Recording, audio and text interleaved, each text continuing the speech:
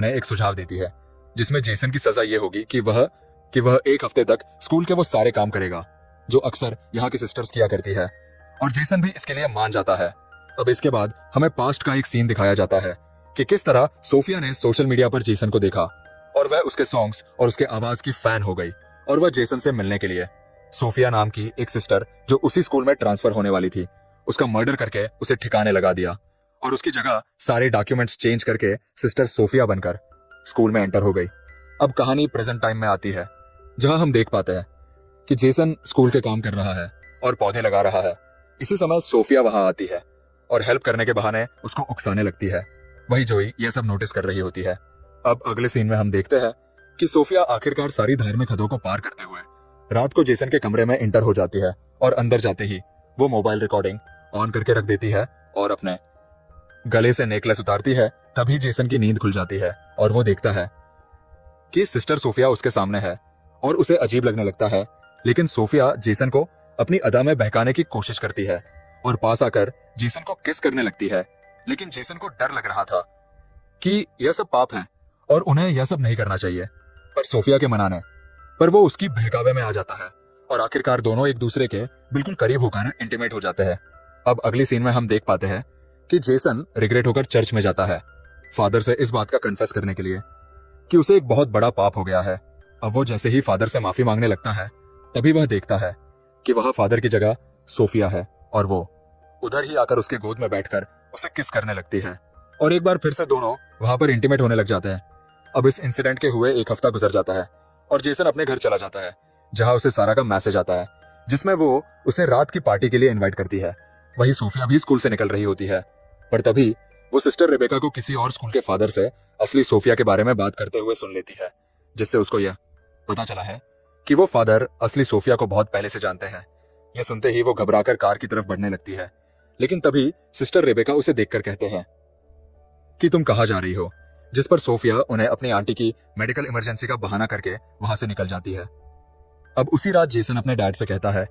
कि वो सारा के घर पार्टी में इनवाइट है, लेकिन उसके डैड उसे जाने से मना कर देते हैं। जेसन सारा के घर जाकर काफी शराब पीता है, जिसके बाद सारा उसे कमरे में ले जाती है और दोनों एक दूसरे को किस करने लगते हैं।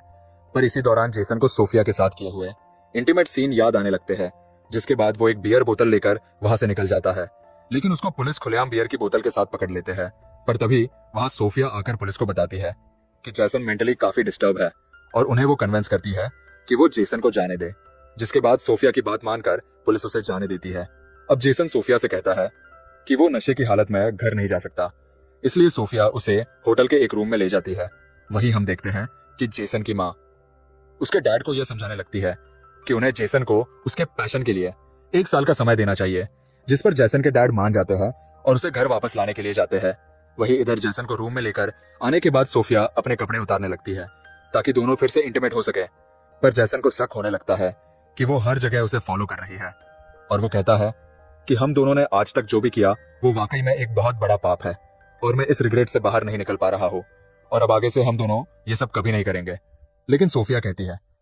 कि हम दोनों के बीच काफी सिमिलैरिटी है और हम दोनों के ही डेड हमें नहीं समझाते और हम दोनों एक दूसरे से मिले ही इसलिए कि दोनों एक दूसरे के साथ रह सके। लेकिन जेसन सोफिया की कोई बात नहीं मानता और वो सोफिया को उधर ही छोड़कर चला जाता है, जिससे सोफिया को बहुत गुस्सा आता है। वही जेसन के फादर उसे ढूंढ लेते हैं और उसे कहते हैं कि उन्होंने कहीं ना कहीं जेसन को फोर्स किया है और वो उसे सॉरी कहकर उसे एक मौका देने की बात करते हैं। अब अगले दिन सुबह जब जेसन और जोई दोनों स्कूल के लिए निकलते हैं तो सोफिया भी वहां होती है और वो उन्हें देखकर कार स्टार्ट करके जाने लगती है। तभी जोई उस कार को देख लेती है और स्कूल आकर उस कार को ढूंढ भी लेती है और नंबर के जरिए ऑनलाइन चेक करती है, जिससे उसे पता चलता है कि वो कार सोफिया के नाम पर ही रजिस्टर है, जिससे जोई को मेन यकीन हो जाता है कि वो सोफिया ही थी जो उनके घर के बाहर ठहरी थी। वहीं इधर जेसन अपने कमरे में जाता है तो सोफिया उसे बेहोश पड़ी मिलती है, जिससे वो घबराकर उसे होश में लाने के लिए माउथ टू माउथ ऑक्सीजन देने की कोशिश करता है, लेकिन उसे पता चलता है कि सोफिया नाटक कर रही है, जिस पर जेसन सोफिया पर गुस्सा होकर यह कहता है कि मैं इस बारे में फादर को रिपोर्ट कर दूंगा। लेकिन सोफिया को इस बात से कोई फर्क नहीं पड़ता और वो कहती है कि अगर तुमने रिपोर्ट किया तो मैं भी सभी को बता दूंगी कि तुम एक स्टूडेंट होकर किस तरह एक टीचर के साथ बेशर्मी की सारी हदें पार कर चुके हो। अब जेसन समझ जाता है कि वो बुरी तरह फंस चुका है तभी उसे जोई फोन करके सोफिया के कार के बारे में बताती है, जिस पर जैसन उसे कहता है कि वो इस बारे में किसी को ना बताए।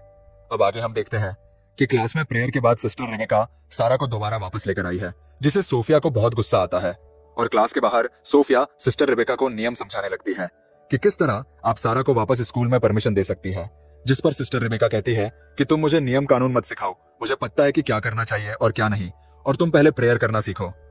अब एक तरफ सारा के वापस आने की खुशी में जेसन सिंकिंग कर रहा होता है, तो दूसरी तरफ सोफिया गुस्से में आकर एकदम साइको की तरह बिहेव करने लगती है। इसके बाद हम देखते हैं कि सारा जब नहा रही थी तो सोफिया वहां जाकर उसके सर दीवार पर मार मार के उसकी जान ले लेती है और फिर साबुन गिराकर इस मर्डर को एक नॉर्मल एक्सीडेंट की तरह दिखाने की कोशिश करती है। इसके बाद जब जोई नहाने के लिए जाती है तो वो सारा को मरी हुई देखकर चिल्लाने लगती है। इसके बाद सारा की बॉडी को पोस्टमार्टम के लिए ले जाया जाता है। इसी दौरान सारा की लाश देखकर जोई ये कह रही होती है कि इतने सालों में शावर लेते समय कभी भी ऐसा नहीं हुआ, यहाँ कुछ ना कुछ तो गड़बड़ जरूर हुआ है। अब अगले दिन चर्च में प्रेयर करने के बाद जब सोफिया बाहर आती है तो जैसन सोफिया से कहता है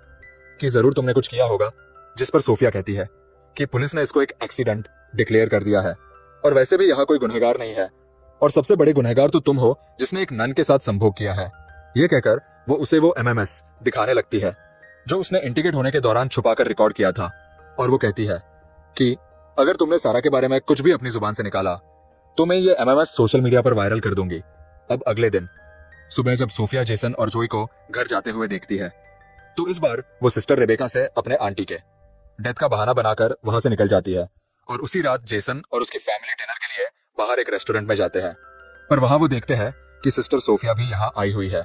इसके बाद सोफिया जेसन के पेरेंट्स को अपना एंट्री देती है, जिस पर उसके डैड उसे अपने साथ ज्वाइन होने के लिए कहते हैं, लेकिन जेसन नहीं चाहता कि वो यहाँ बैठे, पर उसके बाद सोफिया के बैठने का इंतजाम कर देते हैं और वो उनके साथ बैठ जाती है। लेकिन जेसन अनकंफर्टेबल होने लगता है और ये सब उसकी बहन जोई नोटिस कर रही होती है। वही सिस्टर रेबेका सोफिया के आंटी के डेट पर फूल भेजने के लिए उस जगह का पता लगाने की कोशिश करती है, जिससे उन्हें ये मालूम होता है कि उधर किसी की भी डेथ नहीं हुई और ना ही वो सोफिया का एड्रेस है। इधर जोई के कहने पर जेसन अपनी बहन को सब कुछ बता देता है कि किस तरह वो धीरे धीरे सोफिया के जाल में फंस गया और सोफिया ने उनके इंटीमेट होने का एक एमएमएस भी बना लिया है, इसलिए वो कुछ भी नहीं कर सकता। जिसके बाद दोनों मिलकर एक प्लान बनाते हैं कि वो नन असली सोफिया है या नहीं, इसकी सबूत तलाश करेंगे। अब अगले दिन हम देखते हैं कि सिस्टर रेबेका को रात के कॉल पर सोफिया पर शक हो चुका था, इसलिए वो सोफिया को अपने कमरे में बुलाकर ये कहती है कि जब से तुम आई हो कुछ ना कुछ गड़बड़ होता ही जा रहा है और तुम्हारे आते ही मैंने अपने बेस्ट स्टूडेंट को सस्पेंड भी कर दिया और अब तुम्हारी आंटी की डेथ का झूठा खबर भी पकड़ा गया है। ये कहकर वो फादर से कंप्लेंट करने जाने ही वाली होती है, तभी सोफिया एक लैंप से मारकर सिस्टर रेबेका को घायल कर देती है। वहीं हम देखते हैं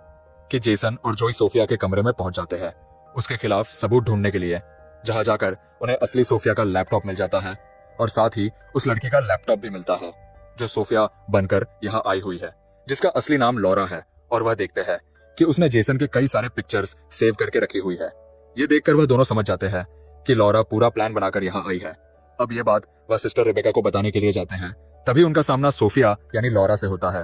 और वह जेसन के हाथ में अपना लैपटॉप देखकर यह समझ जाती है कि उसका राज खुल चुका है। लेकिन वह जेसन से अपने पागलपन का इजहार करते हुए